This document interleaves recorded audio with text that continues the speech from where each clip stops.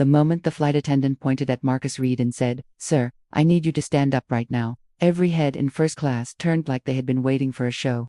Marcus had not shouted. He had not touched anyone. He had not even taken off his seatbelt yet. He was sitting in seat 3A with a half-open notebook on his lap, a cup of water on the tray table, and his tired eyes fixed on the clouds outside the window. But the woman across the aisle had already pressed the call button 3 times, and the businessman behind him had already whispered the words that changed everything. "He looks dangerous." Marcus slowly looked up. The flight attendant's face was tight, the kind of polite face people make when they have already decided you are guilty but still want to sound professional.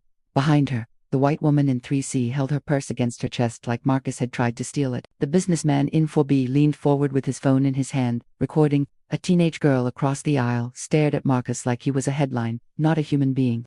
"Ma'am," Marcus said calmly, "I paid for this seat. I have not done anything." The woman in 3C snapped before the flight attendant could answer. "He keeps looking around. He has been writing something," and he put his bag under the seat like he was hiding something. Marcus looked down at his notebook. It had nothing inside except rough lines of a speech he was supposed to give the next morning in Chicago, a speech about trauma, memory, and surviving what people assume about you before they know your name. For a second, the bitter irony almost made him laugh, but the silence around him was too sharp. The businessman raised his voice. "I saw him taking pictures of the cabin. I think the crew needs to check his bag." Marcus turned to him. "I was taking a picture of the sunrise for my daughter."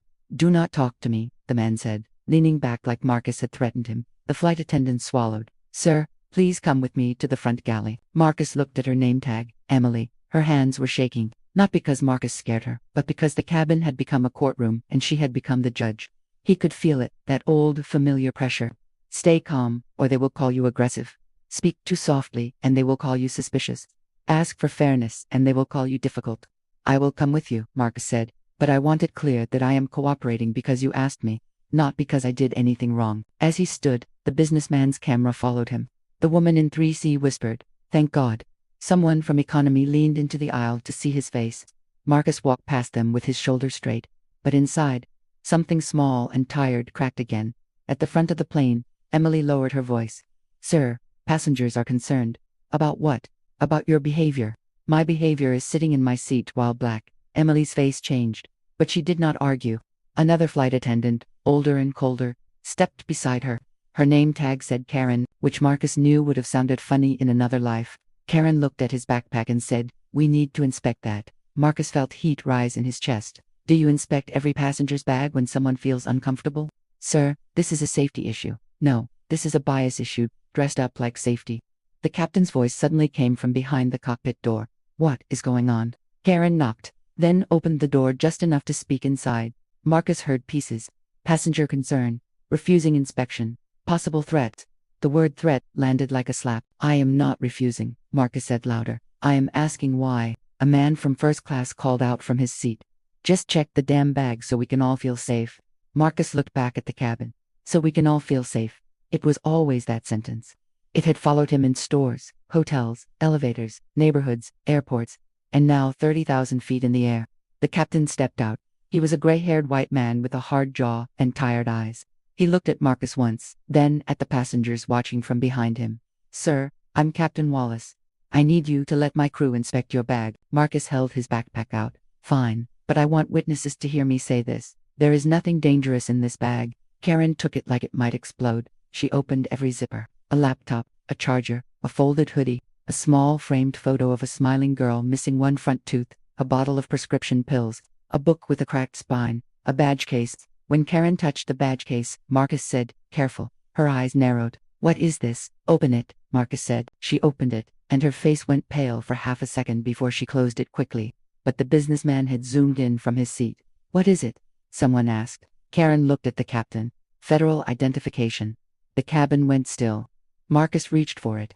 Captain Wallace took it first, studied it, and then looked at Marcus again, this time like he was seeing a completely different man.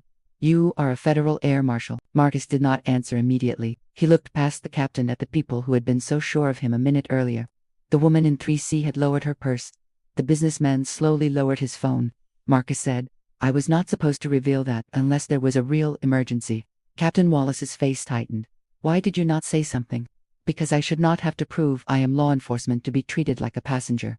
Nobody spoke. The engines hummed. Somewhere behind them, a child asked his mother what was happening, and the mother whispered, "Be quiet." Then a sound came from the back of the plane. It was small at first, like metal tapping plastic. Marcus turned his head. His eyes moved through the cabin. No longer tired. No longer wounded. He was working now. The humiliation had not disappeared, but it stepped aside for instinct. There it was again. Tap, tap, scrape. Marcus looked at the captain. Did anyone report a problem near the rear galley? Captain Wallace frowned. No. Marcus reached for his badge case and backpack. May I return to my seat? The captain nodded quickly now. Of course, but Marcus did not return to his seat. He walked slowly down the aisle, watching faces, hands, bags, body language. The same passengers who had stared at him with disgust now moved out of his way with fear and confusion. The businessman in 4B whispered, "I did not know." Marcus stopped beside him. That was the problem. Then he continued toward the rear. Near the last row, an elderly black woman touched his sleeve gently. Her eyes were wet. "Baby, be careful." Marcus nodded. Always, at the rear galley, a young flight attendant named Sophia stood frozen near the storage compartment. She looked relieved when Marcus arrived, but terrified too. "I heard something inside," she whispered. "I thought it was just luggage shifting." Marcus raised one finger for silence. The tapping stopped. He leaned close to the compartment door. "Is someone in there?" No answer. Captain Wallace came over the speaker, asking passengers to remain seated. His voice sounded controlled, but Marcus could hear the strain beneath it. The plane began to tilt slightly, changing course. Marcus looked at Sophia, who had access here after boarding. "Crew only," she said. Then her eyes shifted, and one catering worker before departure, but he left. Marcus checked the latch. It had been forced from inside. He opened the compartment fast.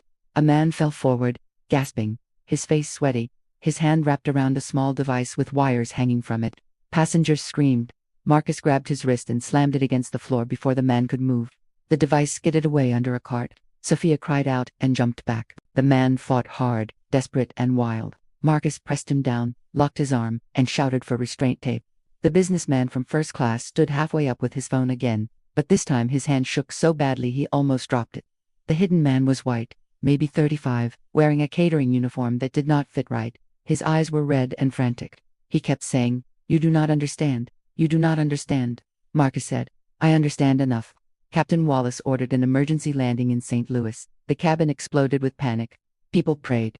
People cried. The woman in 3C sobbed loudly, not because she had accused an innocent man, but because she had almost ignored the real danger while staring at the wrong face. Marcus stayed in the rear with the suspect until the plane touched down. During those 20 minutes, no one called him dangerous. No one asked to check his bag. No one said he made them uncomfortable. They only kept looking back, hoping the man they had humiliated would save them. When the plane landed, federal agents rushed on board. The suspect was taken away. The device was removed. The passengers were kept seated while statements were gathered. Marcus stood near the front, exhausted. His shirt wrinkled. His face calm again in the way people mistake for strength when it is really survival. A federal agent shook his hand. "Good work, Reed. You prevented a catastrophe." The cabin heard every word. The businessman in 4B stood up. "Sir, I want to apologize. I was trying to protect people." Marcus looked at him. "No, you were trying to protect your comfort. There is a difference." The man's mouth opened, then closed. The woman in 3 Celsius came forward crying. "I was scared. I have anxiety. I did not mean to be racist." Marcus looked at the purse, still clutched against her chest. Racism does not always arrive wearing hate. Sometimes it arrives wearing fear, and asks everyone else to respect it. She lowered her eyes. Captain Wallace stepped into the aisle. "Mr. Reed, on behalf of my crew, I am deeply sorry." Marcus nodded, but he did not smile. Sorry was not nothing, but it was not repair. Sorry did not erase the phones, the whispers, the eyes, the way his daughter's photo had been pulled from his bag like evidence. A little boy from row 10 raised his hand like he was in school. "Mister, are you a hero?" Marcus looked at him, and for the first time that day, his face softened. "No," Marcus said. "I am a man who is doing his job." The boy's mother covered her mouth, embarrassed, but Marcus kept looking at the child. "And remember something. When everyone is looking at one person because of how he looks, they may miss the person actually doing wrong." The boy nodded slowly. Hours later, the passengers were moved into a secure waiting area. News vans had already gathered outside the airport. Someone's video had gone viral, but not the way the businessman expected. The clip showed Marcus standing calmly, while passengers accused him. Then another clip showed agents escorting the real suspect off the plane. The internet had already given the story a title, but Marcus hated it. They called him the Black Air Marshal, who saved racist passengers.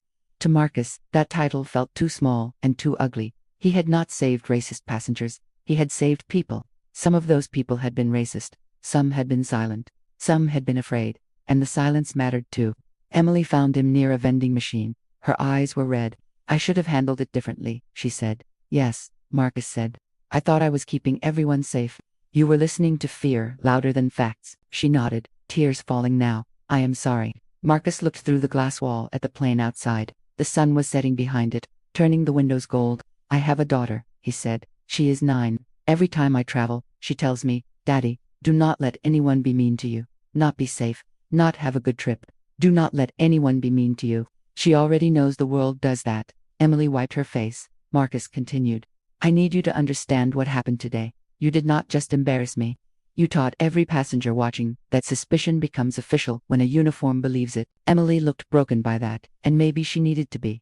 When Marcus finally walked outside, reporters shouted questions. He ignored most of them, until one asked, Agent Reed, what do you want people to learn from this? Marcus stopped. He thought about his daughter. He thought about the woman clutching her purse. He thought about the businessman recording his shame, and then trying to apologize after courage became convenient. He thought about the elderly woman touching his sleeve and calling him baby because she knew exactly what it felt like to be seen as danger before being seen as human. Marcus faced the cameras. I want people to learn that fear is not proof. Comfort is not evidence. And a black man sitting quietly in a seat he paid for is not an emergency. The cameras flashed. He took one breath and added, the emergency was never me.